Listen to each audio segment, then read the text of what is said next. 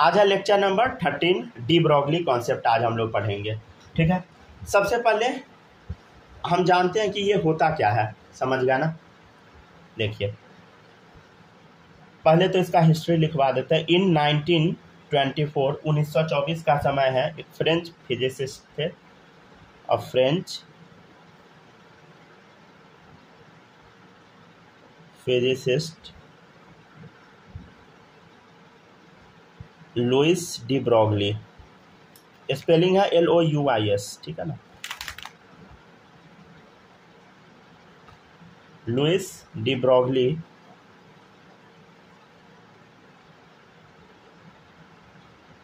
suggested that if the nature of light is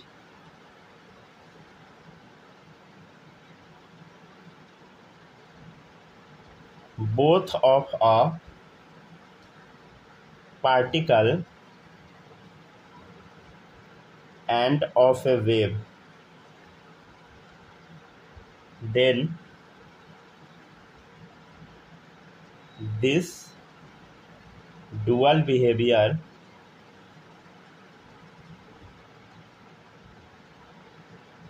should be true for the matter also। ठीक है, इस statement को थोड़ा पढ़ के समझने का कोशिश कीजिए। ठीक है, देखिए 1924 में एक फ्रेंच फिजिसिस्ट थे लुइस डी ब्रॉगली। ये क्या सजेस्ट किया, अगर नेचर ऑफ लाइट का नेचर डुअल होता है, जैसे हम बताए थे ना, dual nature of light, wave nature, particle nature. अगर लाइट का नेचर डुअल है तो अगर लाइट का नेचर डुअल है, समझ गया, तो मैटर का भी नेचर डुअल होगा, समझे। तो in 1924 a French physicist Louis de Broglie suggest if the nature of light is both of a particle, एक सेकंड रुक जाए, हाँ, both of a particle and of a wave. ठीक है, देखिएगा स्पेलिंग यहाँ पे छूटा हुआ है, इसको रुकिए सही करते हैं। LOU नहीं सुखाया अभी, रुक जाइए बस। हाँ देखिए, in 1924 a French physicist Louis de Broglie suggest that if the nature of light is both of a particle and of a wave, अगर लाइट का नेचर पार्टिकल भी है, वेव भी है, then this dual behaviour should be true for matter also, और ये dual behaviour matter के लिए भी एप्लीकेबल हो सकता है, समझ गया। लाइट का अगर डुअल नेचर है तो इनका कहना क्या था कि मैटर का नेचर भी डुअल होगा। मान लीजिए एटम का नेचर है तो उसका भी नेचर डुअल हो सकता है, इनका कहना था। ठीक है, चलिए हो गया, लिखते चलिए जल्दी जल्दी, लिख लिए, हो गया, लिख लिए। मतलब ये कहना क्या चाह रहे थे, अरे ये कहना चाह रहे हैं कि मूविंग पार्टिकल जो है, इनके अकॉर्डिंग जो मूविंग पार्टिकल है, जो पार्टिकल मूव कर रहा है, उसके पास ना पार्टिकल नेचर है, समझे, और वेव नेचर भी है। जैसे लाइट का दोनों नेचर था ना, वैसे ही इनके अकॉर्डिंग जो मूविंग पार्टिकल है, जो पार्टिकल घूम रहा है, उसके पास कौन सा नेचर है बोलो, अरे उसके पास पार्टिकल नेचर भी है, वेव नेचर भी है, समझ गया ना। अच्छा, वेव है तो क्या लैम्डा होगा, वेवलेंथ होगा। अच्छा, पार्टिकल है, पार्टिकल मतलब समझते हैं ना, कोई भी धूल कण, ये सब टाइप का चीज़। तो बताओ क्या धूल कण सबका क्या होगा, मास होगा, और घूम रहा है तो वेलोसिटी भी होगा, समझ गया ना। लिखिए आप,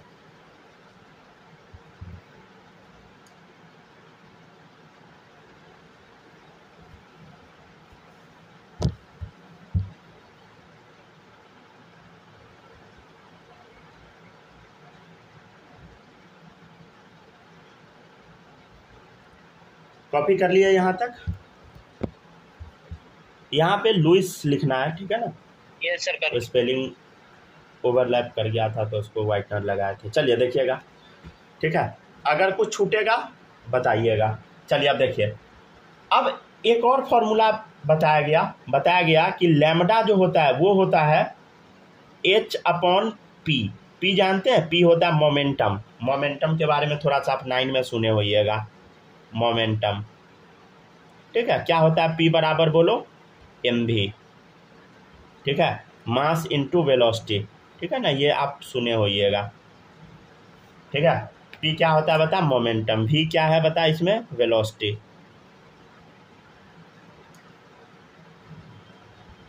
ये दो चीज़ आपको याद रखना है, ठीक है ना। तो देखिएगा लैम्डा बराबर क्या होता है एच अपॉन पी, या एच अपॉन पी के जगह क्या लिख देते हैं हम, पी के जगह मतलब मोमेंटम के जगह मास इनटू वेलोसिटी। ठीक है, एक ये फॉर्मूला बता गया, ठीक है ना। तो लैम्डा बराबर क्या होगा बोलो, एच अपॉन पी या एच अपॉन एम भी, समझ गया। अच्छा एक फॉर्मूला आपको पता है, काइनेटिक एनर्जी बराबर क्या होता है बोलो, हाफ एम वी स्क्वायर। ठीक है, एक काम हम करते हैं, ये जो काइनेटिक एनर्जी लिखा हुआ है इसके ना दोनों तरफ हम ना m से मल्टीप्लाई कर देते हैं, m से मल्टीप्लाई इधर भी कर देते हैं। अब बताओ क्या होगा, m टाइम काइनेटिक एनर्जी बराबर 1/2 m² v²। 1/2 m² v²। चलिए गुड, समझ गया ना, इसमें कोई दिक्कत नहीं होगा। चलिए अब बताइए m² v² क्या आएगा बताओ, 2 इधर चला जाएगा, 2m काइनेटिक एनर्जी, यही मतलब समझते ना काइनेटिक एनर्जी, ठीक है ना। तो ये आ गया 2m काइनेटिक एनर्जी आ गया। तो हम अगर बोलेंगे कि मास इनटू वेलोसिटी बताओ तो √2 times m times kinetic energy. ठीक है, तो मास इनटू वेलोसिटी क्या आ गया बोलो, √2m ke। समझ गया ना, ठीक है ना। मतलब ये थ्योरी कब एप्लीकेबल होगा, बोलो बोलो बोलो, ये थ्योरी कब एप्लीकेबल होगा, जब चार्ज क्या चीज़ में रहे, मोशन में रहे। समझ गया ना, जब पार्टिकल बोल दो मोशन में रहे, चार्ज नहीं बोलो, बोलो पार्टिकल मोशन में रहे। समझ गया ना, ठीक है ना। If the nature of light is both particle and a wave then dual behaviour should be applicable for matter also. समझ गया ना,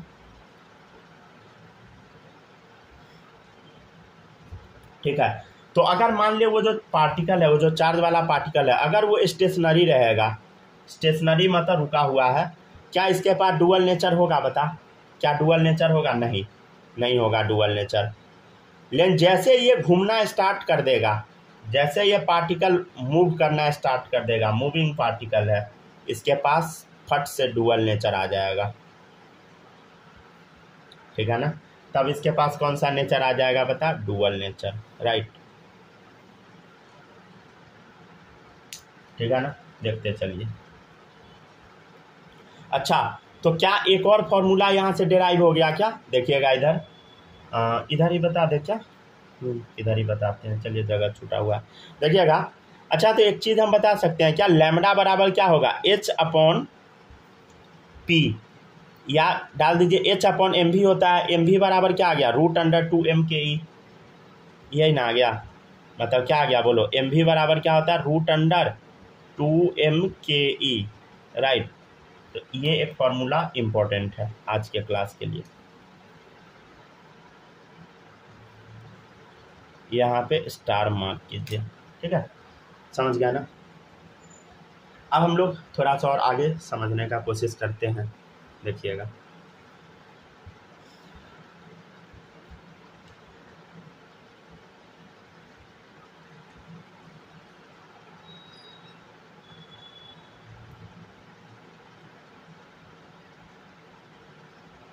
ठीक है, चलिए एक सेटअप हम लोग रेडी करते हैं।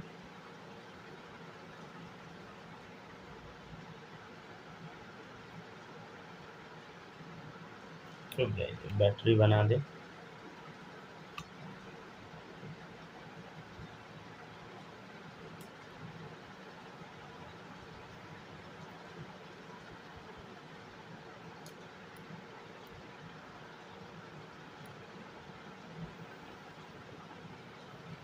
चलिए देखिएगा, अब हम क्या करते हैं, इसके बीच में ना क्यू चार्ज डाल देते हैं, ठीक है ना। इस इलेक्ट्रोड के बीच में बैटरी लगा हुआ है, क्यू चार्ज डाल दिए। मान लेते हैं ये प्लस वाला है, ये माइनस वाला एंड है, ठीक है, प्लस वाला टर्मिनल है, माइनस वाला टर्मिनल है, ठीक है।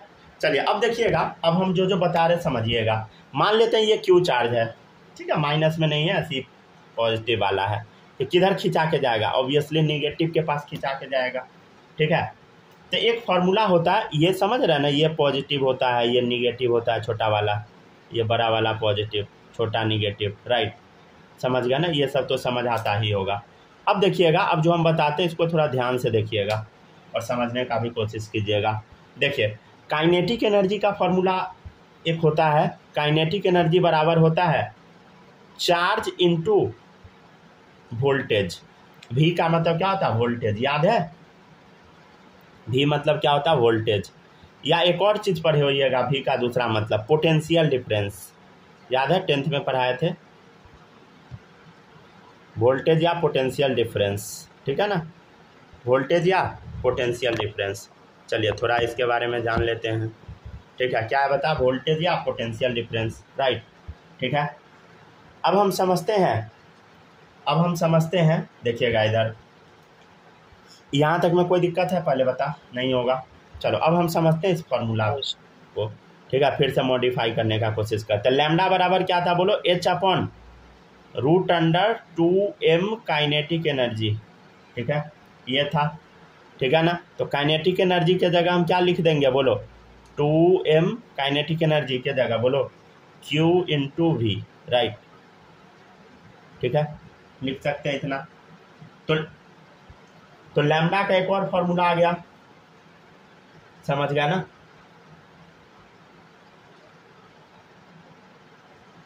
H/√2m Q × V। तो लैम्डा का फॉर्मूला क्या आ गया? H/√2m QV,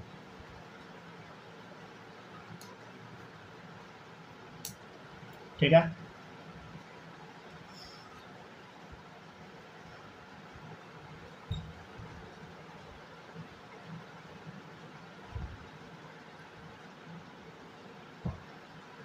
यस सर, हो गया।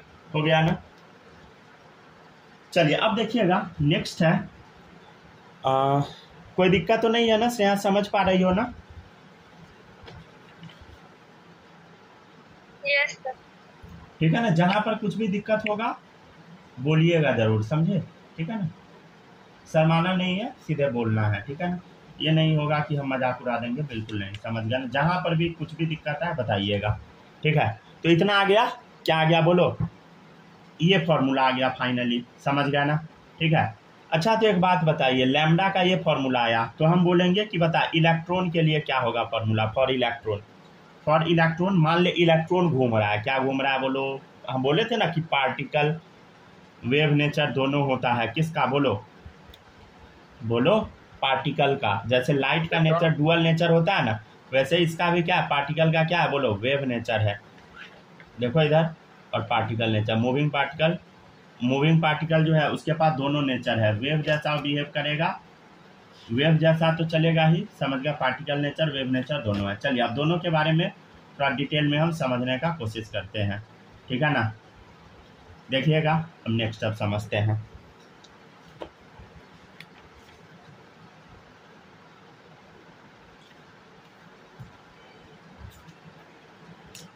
अब थोड़ा सा फॉर्मूला को हम और भी मॉडिफाई करते हैं, ठीक है ना। इलेक्ट्रॉन के लिए हम लोग स्पेसिफिक पढ़ रहे हैं, तो देखिएगा इधर, फॉर इलेक्ट्रॉन लैम्डा बराबर क्या होगा? देखो इधर H/√2m। देखिए इधर m किसका बोलो? इलेक्ट्रॉन का, मास ऑफ इलेक्ट्रॉन। q किसका? q बोलो, चार्ज ऑफ इलेक्ट्रॉन। अरे v वोल्टेज, समझ गया ना, ये डाल दिए। अच्छा एक बात बताइए, इसमें सब तो कांस्टेंट ही है, h कांस्टेंट है, मास ऑफ इलेक्ट्रॉन कांस्टेंट है, चार्ज ऑफ इलेक्ट्रॉन कांस्टेंट है, मतलब टोटल चीज तो कांस्टेंट ही है, एक्सेप्ट क्या चीज़ के? ये वोल्टेज के। तो अगर इस फॉर्मूला को अगर आप मॉडिफाई कीजिएगा, अगर फर्दर मॉडिफिकेशन कीजिएगा, तो इलेक्ट्रॉन के लिए ये फॉर्मूला आ जाता है √150/V एंगस्ट्रोम। मतलब जब सारा कांस्टेंट का वैल्यू पुट कर दीजिएगा ना, तो लास्ट में ये आ जाएगा, समझ गया ना, ठीक है। V क्या है समझ पा रहे हैं ना? V है वोल्टेज या पोटेंशियल डिफरेंस। V क्या है बता? वोल्टेज है। हाँ बोलिए। यहाँ पे QE भी लिखे हैं ना?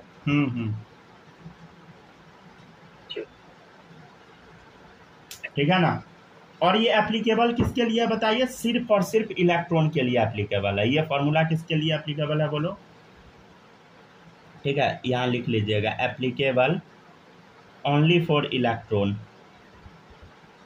ये नहीं कि अब पेन पर ये फॉर्मूला लगा दीजिएगा, ऐसा नहीं होगा, समझ गया ना, ठीक है, या किसी भी चीज़ पे लगा दीजिएगा, नहीं, सिर्फ ये इलेक्ट्रॉन पे फॉर्मूला लगाइएगा।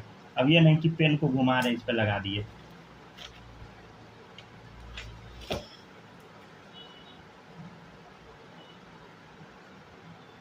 यस सर, हो गया। ठीक है ना, समझ गया ना। तो हम लोग क्या समझ गया बताइए, ये इतना हम लोग बेसिक तो समझ पाए, समझ गया ना, बेसिक हम लोग समझ पाए, राइट, ठीक है ना। अब हम लोग क्या करते हैं, देखिएगा इधर, अब हम लोग थोड़ा और भी कुछ कुछ समझने का कोशिश करते हैं। यहाँ तक पहले देख लीजिए, देख लिए ना। चलिए अब देखिएगा, नेक्स्ट है कुछ क्वेश्चन करवाए क्या, नहीं, क्वेश्चन से पहले 2 मिनट रुकिए, तो 1 मिनट अभी हम क्या क्या पढ़ाए हैं सुनिएगा। देखिए सबसे पहले हम कौन कौन मॉडल बताए हैं सुन लीजिए, तो एक बार लिखिए। तो सबसे पहले हम आपको थॉमसन मॉडल पढ़ाए हैं, ठीक है ना। उसके बाद कौन सा मॉडल कराए बताइए, रदरफोर्ड मॉडल कराए। फिर कौन सा मॉडल कराए, रदरफोर्ड है, ठीक है ना, रदरफोर्ड मॉडल कराए। उसके बाद बोर मॉडल कराए, याद है, ठीक है ना, समझ गया ना, बोर मॉडल कराए, ठीक है ना। यहाँ पे एक और कॉन्सेप्ट आया था रदरफोर्ड के टाइम, कौन सा, इलेक्ट्रोमैग्नेटिक वेव थ्योरी, याद है, इलेक्ट्रोमैग्नेटिक वेव थ्योरी, ठीक है, और प्लैंक्स क्वांटम थ्योरी। ये दोनों मिलके क्या साबित किया बताइए, ये दोनों मिलके ये साबित किया कि लाइट का डुअल नेचर होता है। लाइट का कैसा नेचर है बताइए, डुअल नेचर, लाइट के पास डुअल नेचर होता है, लाइट के पास डुअल नेचर है। कौन कौन सा डुअल नेचर है बता, वेव नेचर और पार्टिकल नेचर, ठीक है। वैसे ही क्या साबित किया गया, देखिए इधर नेक्स्ट है बोर मॉडल। यहाँ पे इसके बाद आपको बताया गया कौन सा, डी ब्रॉगली वाला कॉन्सेप्ट, अभी जो बताया जाएगा। कौन सा कॉन्सेप्ट है बताइए, डी ब्रॉगली वाला कॉन्सेप्ट, ठीक है ना, डी ब्रॉगली। डी ब्रॉगली वाला कॉन्सेप्ट में क्या आपको पता लगा कि लाइट का 2 नेचर है, वेव नेचर भी है और पार्टिकल नेचर भी है। सॉरी, लाइट का नहीं, मूविंग पार्टिकल का, लाइट का तो वो बताए थे, मतलब ये नेचर किसका था बोलो, मूविंग पार्टिकल का, समझ गया ना। तो मूविंग पार्टिकल का वेव और पार्टिकल नेचर दोनों है, कौन बताया, डी ब्रॉगली बताया। नेक्स्ट आपको पढ़ाएंगे हम हाइसेनबर्ग वाला, ठीक है ना। हम कोशिश करेंगे कि आज ही हो जाए हाइसेनबर्ग वाला भी, लेकिन कल भी हो सकता है। हाँ बोलिए, डी ब्रॉगली वाला चौथा नंबर टॉपिक था ना, लिखिए।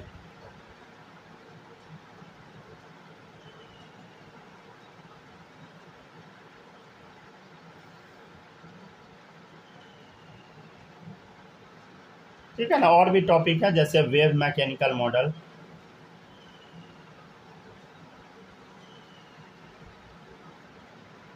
तो यही सब टॉपिक आपको इस चैप्टर में मेनली पढ़ना है, ठीक है ना। अब यह चैप्टर आपका खत्म होने के कगार पे आ चुका है, ठीक है ना। तो लैम्डा बराबर क्या आ गया बोलो, लैम्डा बराबर आ गया h/mv, h/2m/2m/ke, ठीक है। इलेक्ट्रॉन के लिए क्या लैम्डा का फॉर्मूला है बोलो, 150/v एंगस्ट्रोम, ठीक है। v क्या है बोलो, वोल्टेज, राइट। सर हाँ हम तो इसको 1 2 3 4 5 6 करके लिख लिए। कोई बात नहीं है, क्या हो गया, ठीक, ठीक है ना। चले देखिएगा, नेक्स्ट है आपका, देखिएगा अब इधर, अब बताते हैं।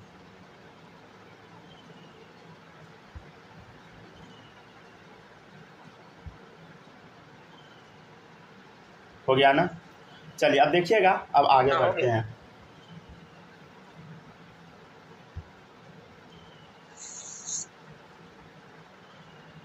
चलिए अब देखिएगा नेक्स्ट, अब नेक्स्ट टॉपिक पे चलते हैं हम लोग। बताना शुरू करें क्या, चलिए अब बताना शुरू करते हैं।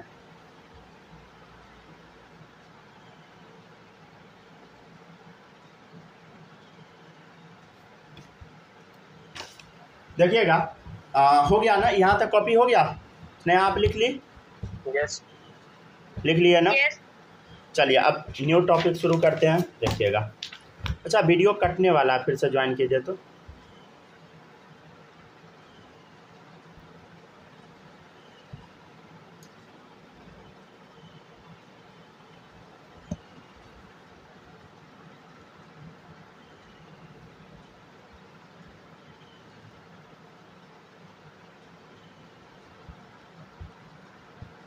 आ गए सर। चलिए ठीक है।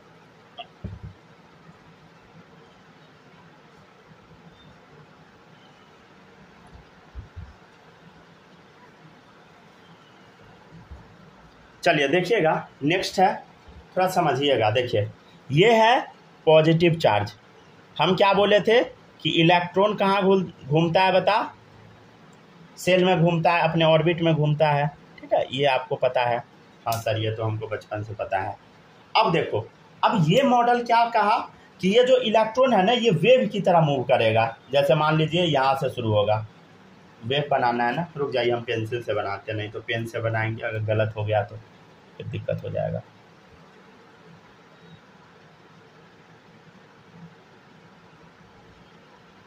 रुक जाइए। कितना वेव बना दे, 4 बना दे क्या? 4 ही बना देते हैं। अरे आपकी मर्जी है, जितना मन उतना बनाइए। ठीक है,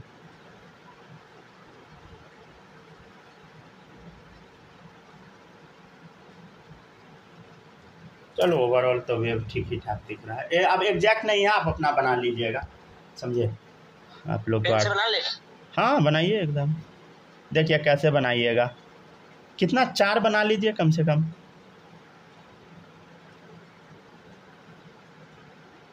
एक, 2, 3, 4 ऐसे बनाइए और इसको जोड़ दीजिए।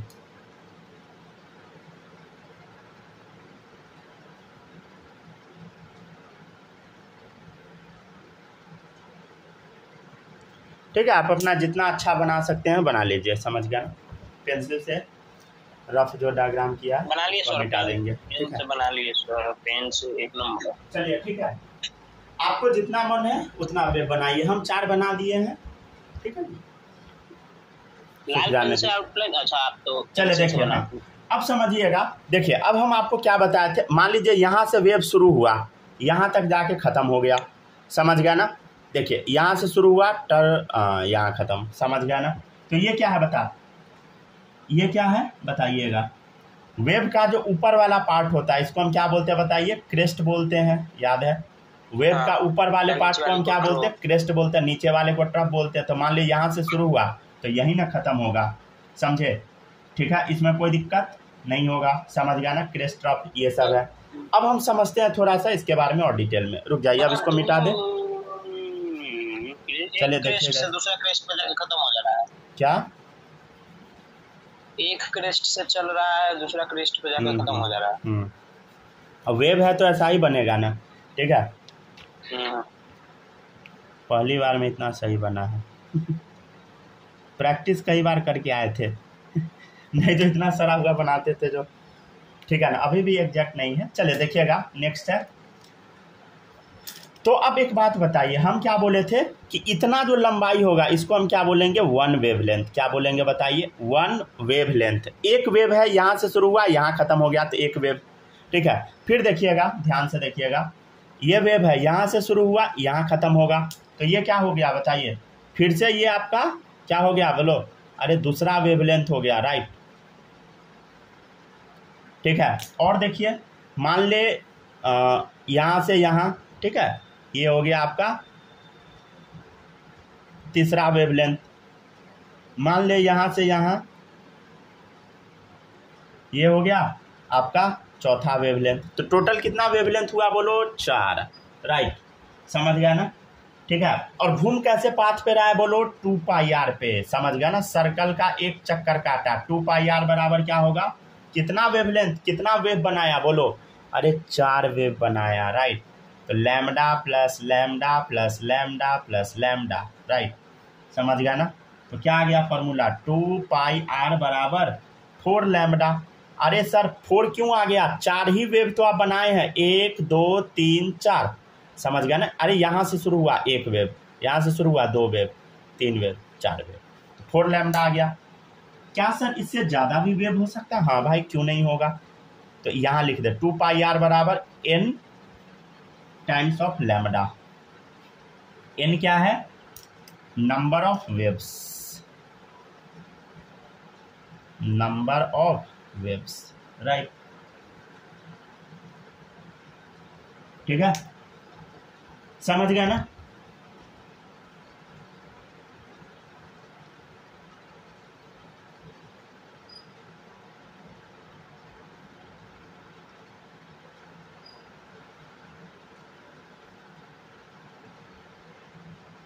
चलिए अब देखिएगा, चलिए आप देखिए नेक्स्ट है 2πr बराबर क्या लिखिएगा बताइए, n। अच्छा, लैम्डा का भी एक फॉर्मूला बताए थे, लैम्डा बराबर क्या बताए थे, देखो h/mv, याद है, आज ही बताए हैं। Yes sir. ठीक है ना, लैम्डा बराबर क्या होता है बोलो, h/mv, ये वाला। लैम्डा बराबर क्या बताए थे बोलो, h/mv, ये बताए थे, ये फॉर्मूला होता है ना भाई, देख इधर, तो यहाँ पुट कर दे क्या, लैम्डा की जगह h/mv, ठीक है, पुट कर दिए, समझ गए। अच्छा इधर देखिएगा mvr बराबर क्या आ जाएगा, देखो तो mvr बराबर nh/2π, nh/2π। अरे कुछ समझ आया, ये फॉर्मूला तो आपको याद हम करवाए थे, एंगुलर मोमेंटम बराबर nh/2π, याद आया। ये कैसे आता था देखो, यहाँ से प्रूव हुआ, कैसे आया अब आपको बता दिया गया है, समझ गया ना। अच्छा n क्या है समझते हैं ना सब लोग, सेल नंबर, ठीक है, सेल नंबर, राइट, ठीक है ना, समझ गया ना। तो सेल नंबर कितना होगा बोलो, अरे जितना वेव होगा ना उतना ही सेल होगा, तो नंबर ऑफ वेव्स बराबर सेल नंबर, ठीक है ना, जितना वेव उतना ही सेल नंबर। एक काम हम करेंगे, जो फॉर्मूला पीछे का रहेगा ना उसको हम ना डब्बा में बंद नहीं करेंगे, एक साइड डब्बा खोल के छोड़ देंगे, ठीक है, जैसे आपको दिक्कत ना हो, ये ना लगे कि कुछ न्यू वाला फॉर्मूला तो नहीं आ गया, ठीक है ना।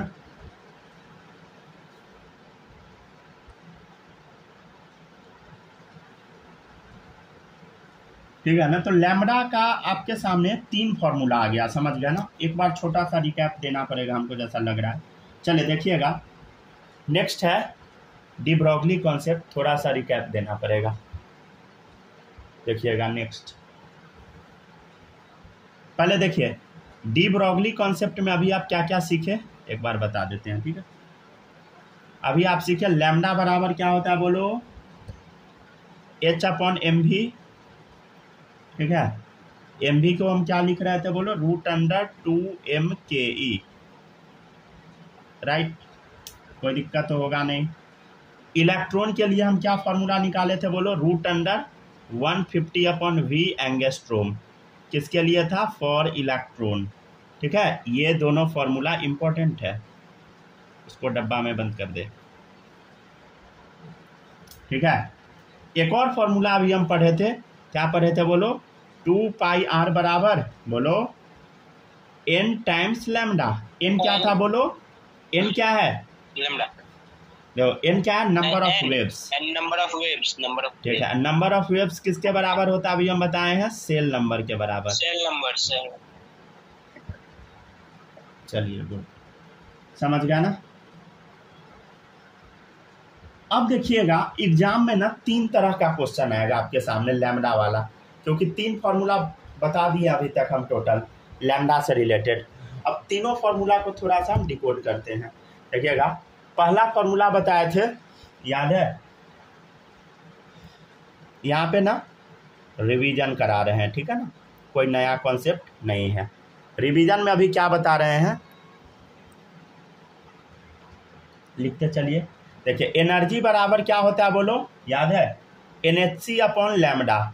अच्छा इस दौरान जो लैम्डा था कब निकालना था बोलो, ये हम बताए थे आपको इलेक्ट्रोमैग्नेटिक वेव थ्योरी में, ठीक है, या मान लीजिए क्वांटम थ्योरी में बताए थे, समझ गया ना। मान ले बल्ब से लाइट निकल रहा है, ठीक है, और उस समय अगर आपसे कोई वेवलेंथ पूछे तो ये फॉर्मूला लगा दीजिएगा, ठीक है ना, ये पहला फॉर्मूला हो गया। दूसरा फॉर्मूला है 1/लैम्डा बराबर क्या था बोलो, RZ² 1/n1² - 1/n2²। ये कब हम लोग लगा रहे थे देखो, याद है, मान ले सेकेंड सेल से पहले सेल पे हम आ गए, तब ये फार्मूला लगाएंगे, ठीक है ना। एग्जाम्पल में हो गया, मान ले थर्ड सेल से सेकेंड सेल पे आ गए, ये फार्मूला लगा दे, ठीक है ना। फिर तीसरा फार्मूला है डी ब्रोगली वाला। डी ब्रोगली वाला लैम्डा क्या है बोलो, लैम्डा बराबर H/mv, ठीक है ना। तो ये कब अप्लाई करना है बताइए, जब पार्टिकल मूव कर रहा है तब, मूविंग पार्टिकल के लिए अप्लाई करना है। अरे सर मूविंग पार्टिकल का मतलब क्या है, अरे मूविंग पार्टिकल का मतलब है मान ले ये इलेक्ट्रॉन घूम रहा है, समझ गया ना, उस दौरान जो लैम्डा निकालना है तब आप ऐसे फॉर्मूला लगाएंगे ये, ठीक है।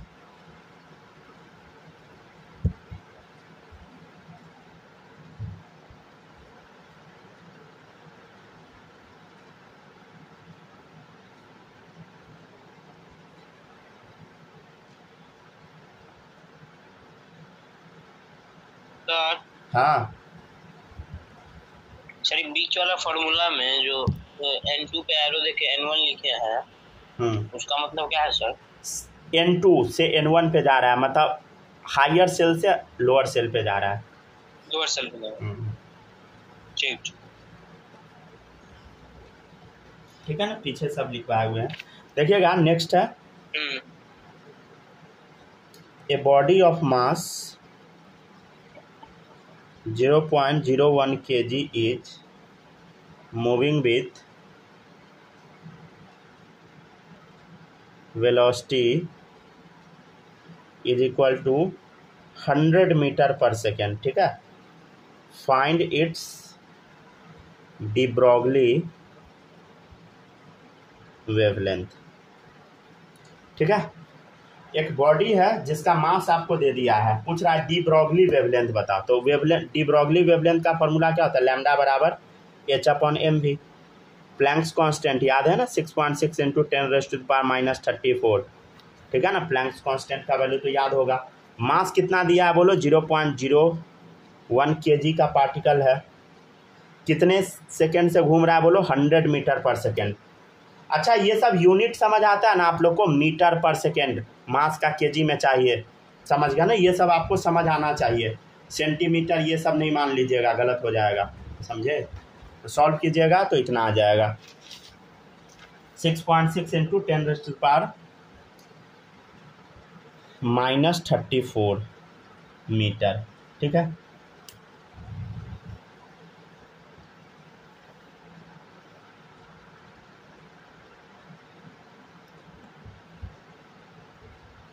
समझ गया ना। यूनिट कन्वर्जन आपको पता होना चाहिए, कहाँ पे क्या अप्लाई करना है, समझे, गड़बड़ नहीं कर दीजिएगा।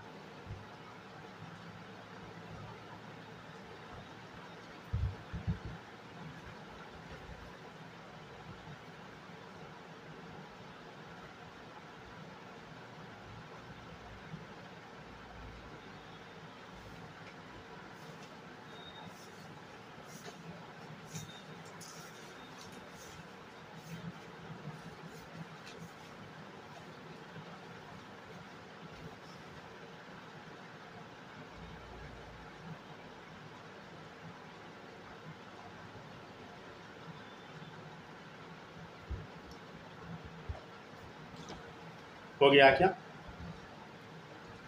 यस सर, हो गया ना, छाप लिए यहाँ तक। अब देखिएगा कुछ जो एकदम बेसिक वाला जो गलती हम लोग करते हैं, उस गलती को ठीक करवाते हैं अभी, देखिएगा।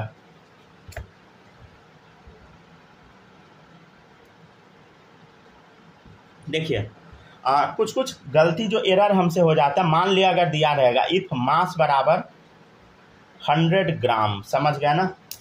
तो आपको ना हमेशा कैलकुलेशन पर्पस में मास को ना 100 ग्राम या मान लीजिए 10 ही ग्राम लिख दिए, तो वही मान लिया 10 ग्राम है। तो आपको क्या करना है, इस मास को ना हमेशा ना केजी में ले जाना है खींच के, समझ गया ना। क्या चीज़ में ले जाना है बता, केजी में खींच के ले जाना है। इस चीज़ को याद रखिएगा न्यूमेरिकल सॉल्व करते टाइम। न्यूमेरिकल सॉल्व करते टाइम आपको ना हमेशा ऐसा यूनिट फॉलो करना है। जैसे मास का क्या होता है याद है, मास का होता है केजी। तो लेंथ का यूनिट क्या होता है मान लीजिए, या डिस्टेंस है, डिस्टेंस आपको हमेशा कोशिश करना मेजर करना है मीटर में, या किलोमीटर भी मान सकते हैं। ठीक है। टाइम हमेशा लेना है सेकेंड में, समझे। एनर्जी हमेशा लेना है जूल में, ठीक है। ये सब कुछ स्टैंडर्ड यूनिट है, यही यूनिट आपको यूज करना है, समझ गए ना, यही आपको यूज करना है, ठीक है ना। अच्छा, एसआई यूनिट का एक और नाम होता है, इसको हम MKS भी बोलते हैं। MKS मतलब समझते हैं ना सब लोग, मीटर, M से मीटर, K से किलोग्राम, ठीक है, K से किलोग्राम और S से सेकेंड, ठीक है ना। मतलब डिस्टेंस हमेशा क्या चीज़ मेजर करना है, बोलो, डिस्टेंस क्या चीज़ मेजर करना है, बोलो, मीटर में, ठीक है ना। मास किलोग्राम में और टाइम सेकेंड में, समझ गया। तो ये होता है एसआई सिस्टम। और आपको यूज क्या नहीं करना है, आपको यूज CGS सिस्टम नहीं करना है। C मतलब हो गया मीटर के जगह सेंटीमीटर, ठीक है। G मतलब हो गया किलो, K से किलोग्राम, तो G से हो गया ग्राम, समझ गया ना। और S से तो पता ही है सेकेंड, समझ गया ना। जैसे इधर देखिएगा, देखिए मास जो केजी में है इधर, तो इधर क्या चीज़ में लिखिएगा, बता, केजी के जगह ग्राम में, तो ये यूज नहीं करना। डिस्टेंस मीटर में ही मेजर करना है, सेंटीमीटर में नहीं आपको। टाइम हमेशा, टाइम का तो सेकेंड ही होता है, जूल का अर्ग। तो ये वाला जो यूनिट आप देख रहे हैं ना, ये आपको फॉलो नहीं करना है, नॉट फॉलो, ठीक है। आपको बस ये यूनिट फॉलो करना है। टाइम का ऑब्वियसली दोनों में सेम ही होता है, ठीक है ना। और नहीं तो आपका क्वेश्चन गलती होना तय है, समझ गया ना, गलती हो जाएगा।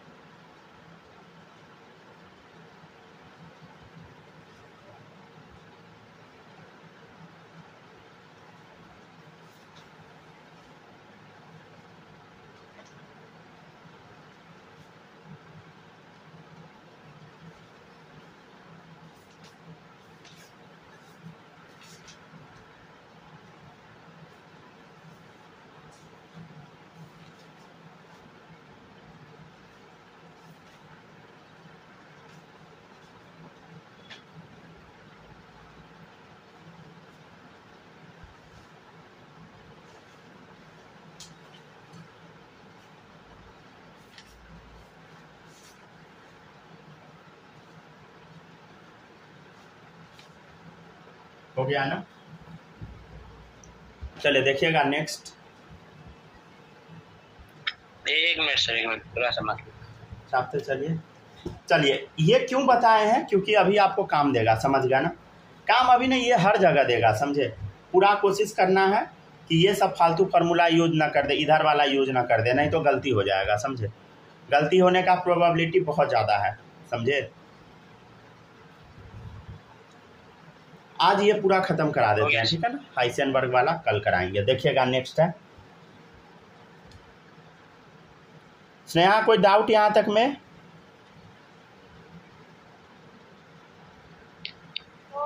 नहीं है ना। डाउट होगा बोलिएगा जरूर, ठीक है ना। नेक्स्ट है, if an electron has kinetic energy 2 × 10⁻⁻25 joule, then find de Broglie wavelength, de Broglie wavelength, right, ठीक है ना। मान लेते हैं एक इलेक्ट्रॉन है जिसके पास इतना काइनेटिक एनर्जी है, पूछ रहा है डी ब्रॉगली वेवलेंथ बताओ क्या होगा। तो बताओ, मतलब लैम्डा बराबर आपसे पूछ रहा है, डी ब्रॉगली वेवलेंथ वही होता है लैम्डा बराबर। तो लैम्डा का फॉर्मूला क्या होता है, देखो, काइनेटिक एनर्जी दिया इस टर्म में, √अंडर लैम्डा बराबर h/√m times kinetic energy MKE, right. तो h का वैल्यू तो पता है 6.67 × 10⁻34, याद है ना सबको, ठीक है। √2 मास, बताओ इलेक्ट्रॉन का मास याद है, अरे मास ऑफ इलेक्ट्रॉन याद है ना, 9.1 × 10⁻31 kg, ठीक है। केजी में लेना है, ग्राम में नहीं, ठीक है। और काइनेटिक एनर्जी बता कितना होगा, 2 × 10⁻25 क्वेश्चन में दिया है।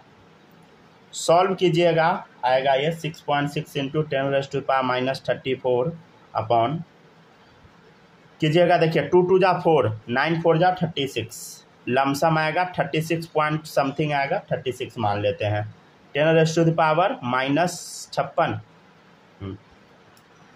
सॉल्व कीजिएगा तो ये आ जाएगा आपका 6.6 into 10⁻⁻⁻34 upon 6 into 10⁻⁻28 1.1 into 10⁻⁻6 metre, right.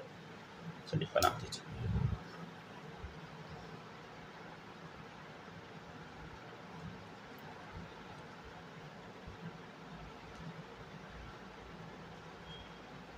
ठीक है ना, जितना भी फॉर्मूला है सब पे कुछ कुछ क्वेश्चन करवा देते हैं। जैसे देखिएगा इसी टाइप का एक और फॉर्मूला करवाए थे, याद है आपको? Calculate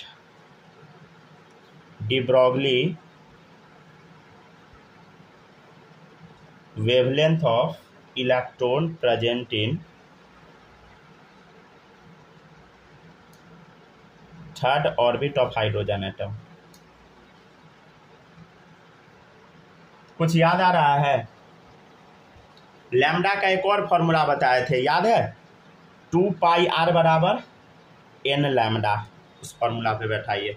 calculate de Broglie wavelength of electron present in third orbit of hydrogen atom. देखिए ऑर्बिट से रिलेटेड यही फॉर्मूला था, याद है ना? चलिए ट्राई कीजिए।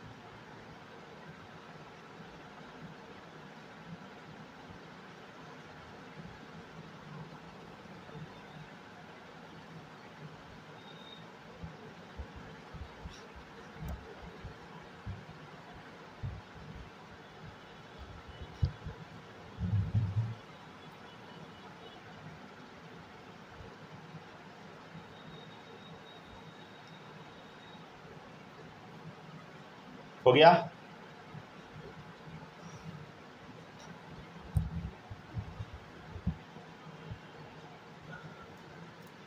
चलो देखो अब इधर, ठीक है ना। Calculate de Broglie wavelength of electron present in third orbit of hydrogen atom. देखो इधर क्या फॉर्मूला आएगा बोलो? लैम्डा बराबर 2πr अपॉन क्या होगा बोलो? n। 2π, अच्छा n का वैल्यू क्या है? 3 है, ठीक है ना। और रेडियस बताना है। रेडियस का फॉर्मूला क्या था बोलो? 0.53 n²। याद आया? हाइड्रोजन के केस में रेडियस का फॉर्मूला क्या था? तो इधर ये बताए थे ना, रेडियस जब बताए थे ना, यहाँ पे बताए थे, यहाँ के आसपास होगा। या ऊपर में, ऊपर 0.529 n²/z। समझ गया ना? 0.53 n² अपॉन जेड। जेड का वैल्यू क्या होगा हाइड्रोजन के लिए बोलो?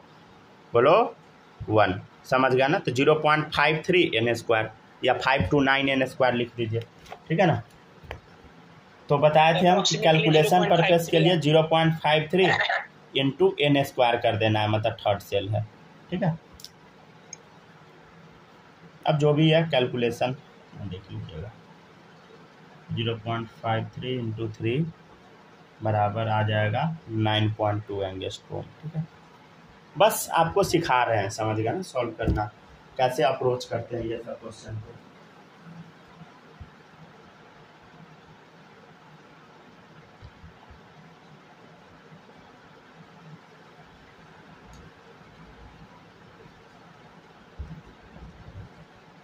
अरे क्या लिखे हैं? 0.53 इंटू किसका स्क्वायर है? 3 का स्क्वायर। 3 का, हाँ। n क्या है? थर्ड ऑर्बिट है, तो n बराबर क्या होगा? 3 होगा। देखिएगा नेक्स्ट है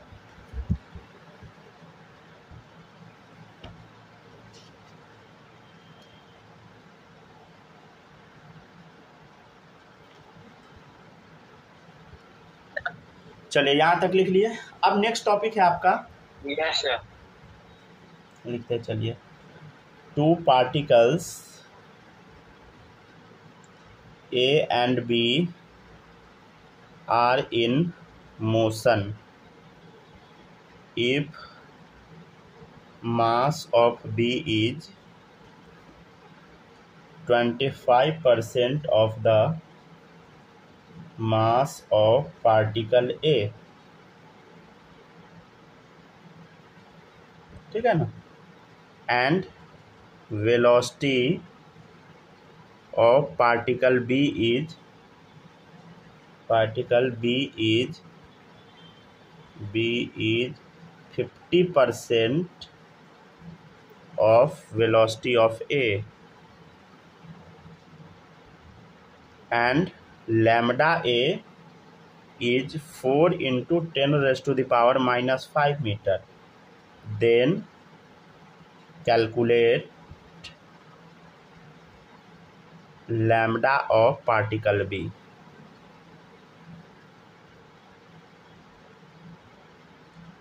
मतलब वेवलेंथ निकालना है पार्टिकल बी का। चलिए बनाइए, क्या है क्वेश्चन एक बार पढ़ते हैं, ठीक है ना। Two particle A and B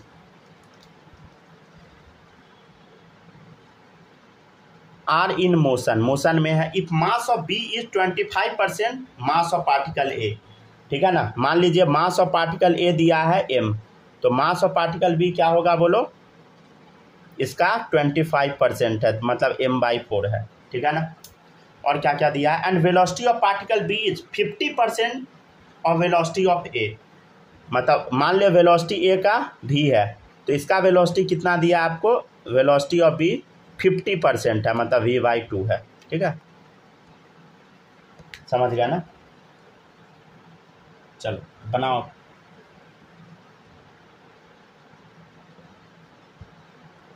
ठीक है ना। और क्या दिया है, और कुछ दिया है क्या। Two particle A and B are in motion if mass of A is 25% of particle of A, velocity of particle B is 50% of velocity of ए।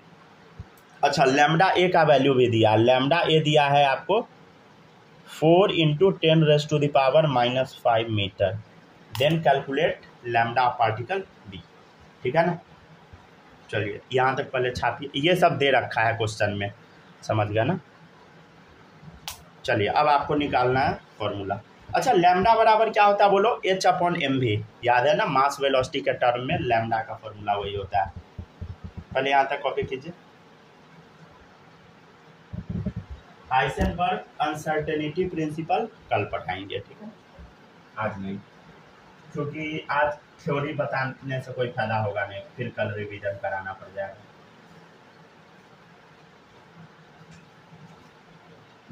आराम से। Yes sir. ठीक है, यहाँ तक छाप लीजिए। छाप लिए, हो गया ना, कॉपी कर लिए। अब देखिएगा, अब नेक्स्ट टॉपिक है आपका, एक बार चेक कर लीजिए। अब नेक्स्ट टॉपिक है आपका, देखिएगा आपको क्या निकालना है बोलो, आपको निकालना लैम्डा ऑफ पार्टिकल बी, समझ गया ना। अच्छा लिख लिए क्या, सब लोग लिख लिए, लिख लिए आप, स्नेहा लिख ली। चलिए देखिएगा, नेक्स्ट टॉपिक है आपका,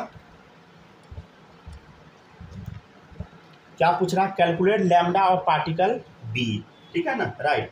देखिएगा, अच्छा लैम्डा का फॉर्मूला क्या होता है बोलो, h/mv, ठीक है ना, h/mv। तो आपसे पूछ क्या रहा है बताओ, लैम्डा ऑफ पार्टिकल बी पूछ रहा है, तो lambda of particle B upon lambda of particle A कर दे, क्या आएगा बोलो, h/mv डिवाइडेड बाई h/mv, ठीक है ना। h तो प्लैंक कांस्टेंट है, और यहाँ डाल दे b, ठीक है, यहाँ डाल दे a, ठीक है। देखना इधर, h से h तो मारा गया, तो लैम्डा बी अपॉन लैम्डा ए क्या आ गया बोलो, ma भी ये गया ऊपर, ठीक है, mb भी आ गया नीचे, ठीक है। चलो बताओ ma, चलिए अब बताते चलिए, ma क्या दिया है क्वेश्चन में बोलो, क्वेश्चन में ma लिखे हैं ना अभी हम, m लिखे हैं, ठीक है। va क्या लिखे हैं बोलो, v लिखे हैं, देखो ना इधर, ma क्या है m, va क्या है v, समझ गया ना। mb क्या लिखे हम क्वेश्चन में बोलो, m/4, वेलोसिटी क्या लिखे हैं बोलो, v/2, ठीक है। अब देखिए कटने वाला कुछ दिख रहा है क्या,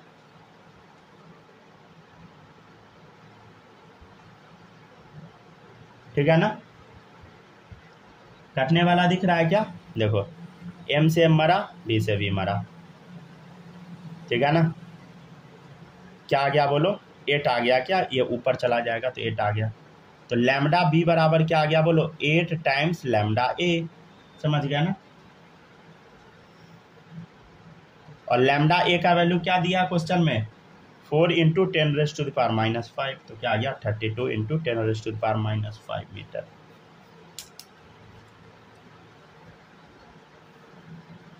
नेक्स्ट क्वेश्चन है कैलकुलेट द वेवलेंथ।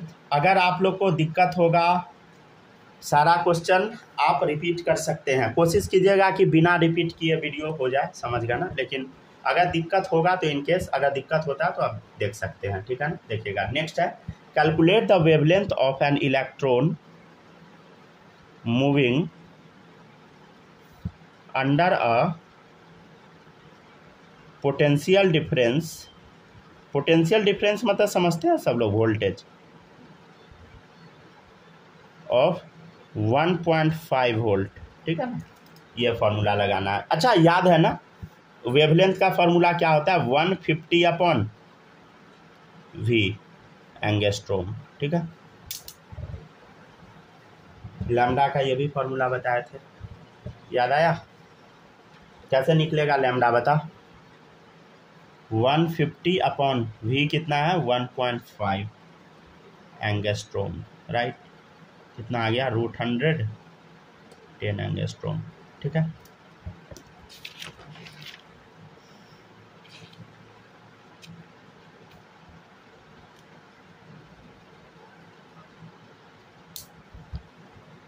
चलिए यहाँ पे आपका लेक्चर समाप्त हो गया, ठीक है।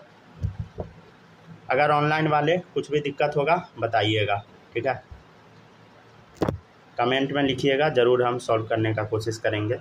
नोट्स आपको भी मिल जाएगा, ठीक है ना, चैप्टर एंड होने के बाद।